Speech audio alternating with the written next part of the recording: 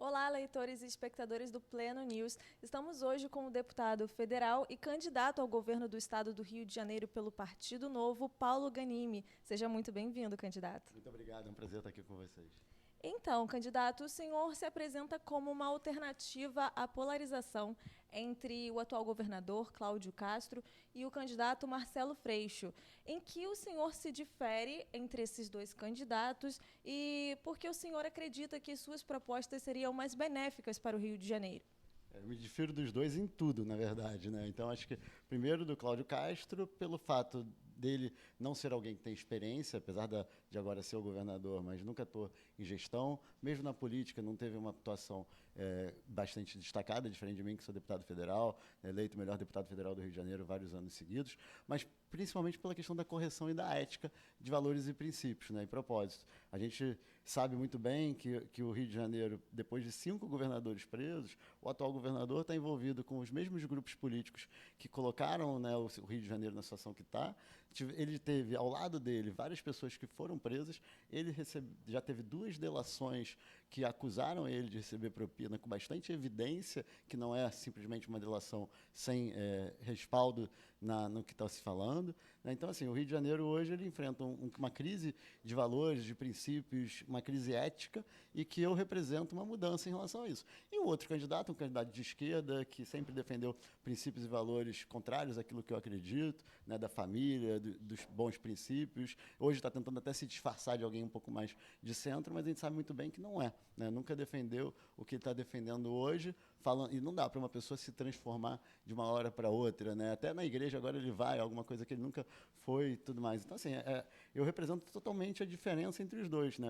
Eu sou, acho que, na verdade, o único candidato de direita de verdade, sempre defendendo a liberdade, sempre defendendo, né, liberdade de expressão, liberdade religiosa, sempre defendendo tudo aquilo que nenhum dos dois defende. Inclusive, o candidato a governador já trocou de vice, e o atual candidato dele a vice também é alguém que vem da esquerda, vem do PDT, que sempre teve acusações também de corrupção, acusações de uso indevido da máquina pública, estava associado ao Sérgio Cabral, né, é alguém que está ligado à família Cabral. Então, assim, eu acho que o Rio de Janeiro não quer isso. Eu acho que é isso que eu represento também.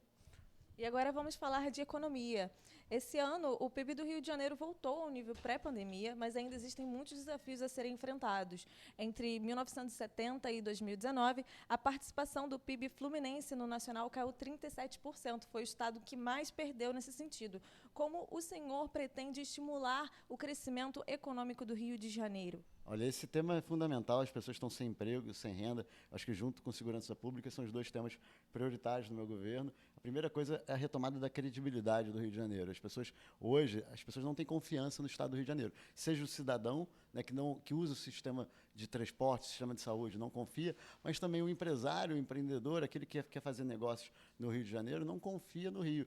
Você vê empresas sérias que querem trabalham em outros estados, elas não têm confiança em trabalhar no Rio de Janeiro, tanto no serviço público, né, empresas prestadoras de serviços. Muita gente fala, por exemplo, das OS, né, que tem problemas gravíssimos no Rio de Janeiro com a OS, mas você tem OS que funciona em outros estados. Por que no Rio não funciona? Por conta da corrupção do governo. E aí a gente precisa retomar essa confiança, essa credibilidade. Mas não é só isso. A gente tem que fazer uma reforma do ICMS, né, do imposto estadual. Eu já falei, está no meu plano de governo, reduzir IPVA, reduzir o ITCMD, que é o imposto de transmissão, reduzir também o ICMS, mas principalmente simplificar o ICMS. E outra coisa importante, prorrogar o prazo de pagamento do ICMS de 25 para 45 dias. Dar fôlego para o comerciante, para o empresário, para que ele possa ter condições de contratar pessoas, gerar emprego e renda. E uma coisa importante, formação profissional. Para o jovem ou para as pessoas que perderam seu emprego, seja por conta do avanço tecnológico, né, porque a gente perdeu empresas no Rio de Janeiro, a gente quer formar esse jovem, essas pessoas, e muita formação também das mulheres, que muitas vezes ficaram anos sem trabalhar porque estavam cuidando da família, às vezes saíram, perderam sua família, se divorciaram ou qualquer outra situação, e hoje elas estão numa condição de vulnerabilidade muito grande, não conseguem ajudar a contribuir. E mesmo aquelas que ainda têm uma composição familiar, elas às vezes hoje precisam estar ajudando na renda familiar, porque por conta da crise, porque o marido ficou desempregado, e a gente precisa dessa formação adequada. E muitas vezes a gente tem que dar uma educação profissionalizante, que é algo rápido, que forma o jovem, forma a mulher, forma o homem, forma a pessoa mais velha, que às vezes perdeu a empregabilidade e não consegue se recolocar por conta da idade, para formar essas pessoas para elas entrarem no mercado de trabalho. Com a educação profissionalizante, de 1 a 6 meses, você consegue colocar essa pessoa no mercado de trabalho, e aí atrai mais empresas. E sem falar de infraestrutura, a gente tem que resolver o problema de transporte, o problema das nossas rodovias, e eu tenho falado muito que, para a economia do Rio de se desenvolver, a gente precisa aproveitar a potencialidade de cada região do estado do Rio de Janeiro. O Rio forte é com o interior forte. A gente tem uma concentração muito grande aqui na capital, a gente precisa desconcentrar isso, levar emprego e renda para o interior. Isso é possível, a gente tem grandes potenciais, seja o turismo, seja o agro, seja a indústria, né, seja a indústria de óleo e gás, por exemplo, que a gente já aproveitou, mas aproveita mal, tem um grande potencial. Isso dá para fazer com que o Rio volte a crescer. Confiança, formação e gente certa no lugar certo.